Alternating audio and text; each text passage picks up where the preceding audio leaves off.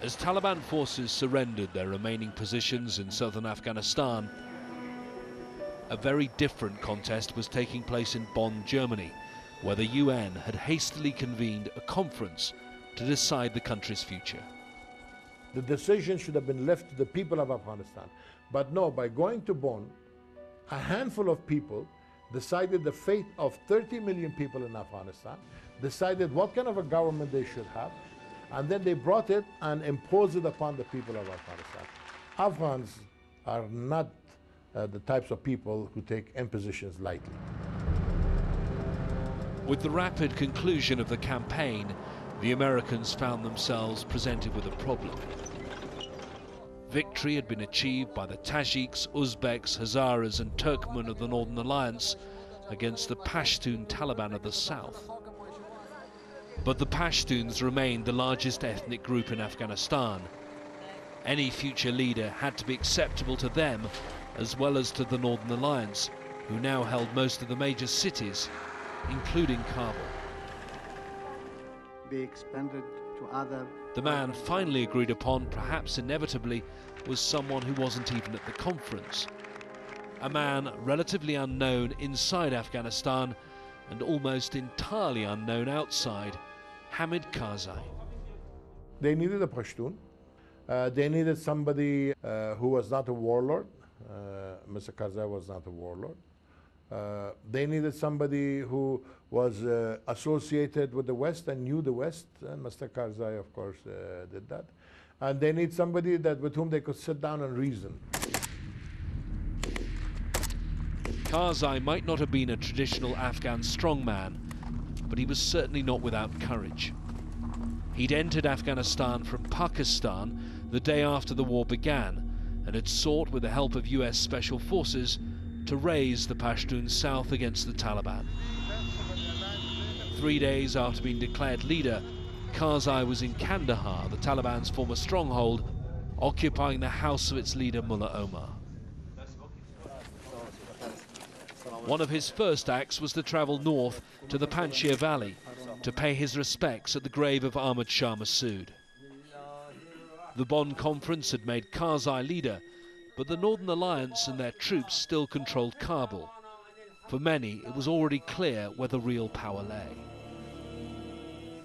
I don't think that was a mistake. I think the Northern Alliance was a big part of the overthrow of the Taliban and were the basis for a lot of the initial military successes in pushing the Taliban out. And so they had to receive something in return for their effort in liberating the country as they saw it. On December the 22nd, Karzai was officially sworn in, and he offered a stark choice for Afghanistan's future. If we deliver to the Afghan people what we promised, this will be a great day. If we don't deliver, this will go into oblivion. I hope we will deliver properly to the Afghan people, and then this day will be remembered nicely.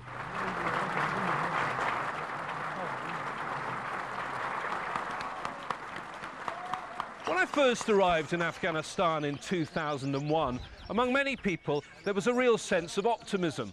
Not only was the strict Taliban government finally being overthrown, also for the first time in more than 20 years, there was a chance of lasting peace and perhaps the possibility of justice for the crimes committed here. This, after all, is what the Americans had promised. When the United States entered Afghanistan, Mr. Bush's first statement was, we are not going to make the same mistake. We are not going to desert Afghanistan this time. We are going to stay there to finish the job, and we are going to initiate the Marshall Plan for Afghanistan. When the people heard Marshall Plan, they thought of what happened to Japan. They thought of what happened to Germany, and everybody was ecstatic that now Afghanistan is going to get off the ground, and finally it's on a road to recovery. It soon became apparent, however, that when it came to aid, US rhetoric did not match reality. It was both slow and there wasn't much of it initially. In the first year after the war in Bosnia, the average citizen of Bosnia received 16 times more assistance than the average Afghan received in the first couple of years after the end of the war in 2001. And then even those amounts that were pledged were slow to be spent. The projects that were successful were all too often in Kabul, out of sight and out of mind for much of Afghanistan's mainly rural population. I think it's not so much that the international assistance was slow to come in. I think what happened was they focused on national level institutions, and they focused on building ministries in Kabul, creating a Supreme Court, creating a police academy, whereas in fact in Afghanistan most of the national life and most government activity actually happens at the local level. What people saw was a minimalistic approach by the international community to essentially get this done on the cheap. The approach was called at the time the light footprint. It meant that there were minimal resources and there was a lack of political will to actually succeed in state building. The light footprint approach was also to dictate international strategy on security. The Bonn conference had recognised that an international force would be needed to protect the civilian population, and a 4,500 strong British-led force known as ISAF was deployed from the beginning of 2002. Its mandate, however, was to be limited to Kabul. The Bush administration was opposed to an expansion of the International Security Assistance Force. There was skepticism in Washington about the utility of peacekeeping and nation building. They were critical of the Clinton administration for having engaged in these kinds of activities in places like Bosnia and Kosovo. And also, I think their focus was already shifting to Iraq. Afghanistan wasn't that important, and they hoped that, that with a minimum of both military and economic assistance, Afghanistan would remain quiet, which of course it didn't. Donald Rumsfeld, the American Secretary of State, refused to allow foreign troops outside Kabul because he thought that they would interfere with the American troops searching for Al-Qaeda and Osama bin Laden. Now, that turned out to be false because actually Rumsfeld had put so few American troops on the ground. So you had the worst of both worlds. You had too few troops hunting Al-Qaeda, and you had insufficient troops and too few troops on the ground to keep the peace. In June 2002, Karzai's term as interim Prime Minister came to an end, and a lawyer jirga, or Grand Council, was called. 1,500 representatives of the broader population, excluding in practice, if not intentionally, the Taliban, met in the capital to decide on Afghanistan's next leader. Muhtaram Hamid Karzai. Karzai was again the man they chose. When the Afghan people accepted Mr. Karzai as the president, it is not that they knew Mr. Karzai. They did not know Mr. Karzai. But they knew America and they knew England, okay? And they figured that if these two great nations have selected Mr. Karzai to be the leader of Afghanistan, therefore he must be a strong man. The people of Afghanistan have never ever backed a policy. They've always backed a strong leader. Mr. Karzai, with the world behind him, presented a strong leader to the people of Afghanistan.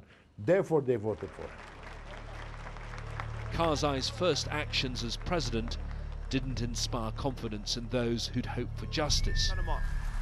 Amongst the men appointed to prominent positions were many who had blood on their hands from the civil war. As vice president, he chose Mohammed Fahim, who'd replaced Massoud as the military leader of the Northern Alliance after his assassination. This sent out an uncompromising message.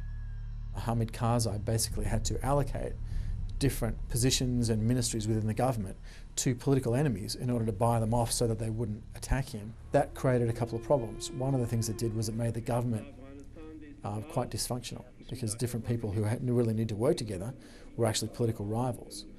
And another thing that it did was it led to a culture of people exploiting government institutions to feather their own nest rather than to deliver services to the local population. And that created an opening for the Taliban to come back in. But another factor beyond Karzai's control was also beginning to damage the government's relationship with the people. The US's continued reliance on air power. Civilian casualties are the product of a light footprint. If you don't have many troops, you have to use firepower to substitute for manpower.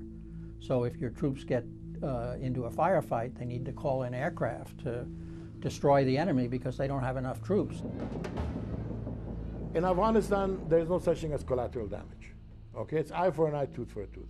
When you drop a bomb and you kill one Afghan, that one Afghan has a family. That family belongs to a village. That village belongs to a tribe. Therefore, you have turned the entire tribe against yourself. And this is what the bombing is creating in Afghanistan. It is turning the people against the coalition and against the government. In spite of the many problems, Afghanistan in 2002 still seemed to be moving in the right direction. The international community and the Afghan population wanted peace to work. And there still seemed to be every chance this wish might be fulfilled. I could see from my travels at that time, before I even became ambassador, as the presidential envoy, when I used to go there and I traveled widely inside Afghanistan, and everywhere in words and looks, in the eyes of the people, and this was the deep yearning for normalcy because they had suffered so much. But on the other side of the world, a new war was brewing. The day after the first anniversary of September the 11th, George W. Bush addressed the UN General Assembly. The language seemed familiar, but the target had changed. If Iraq's regime defies us again, the world must move deliberately, decisively, to hold Iraq to account. I think a lot of people say we went to Iraq and that's why Afghanistan went bad. And actually the reality is a little bit more complicated than that. It wasn't that by going to Iraq we made Afghanistan go bad. It was after we went to Iraq, Afghanistan went bad, and because we were so bogged down, we couldn't do anything to help.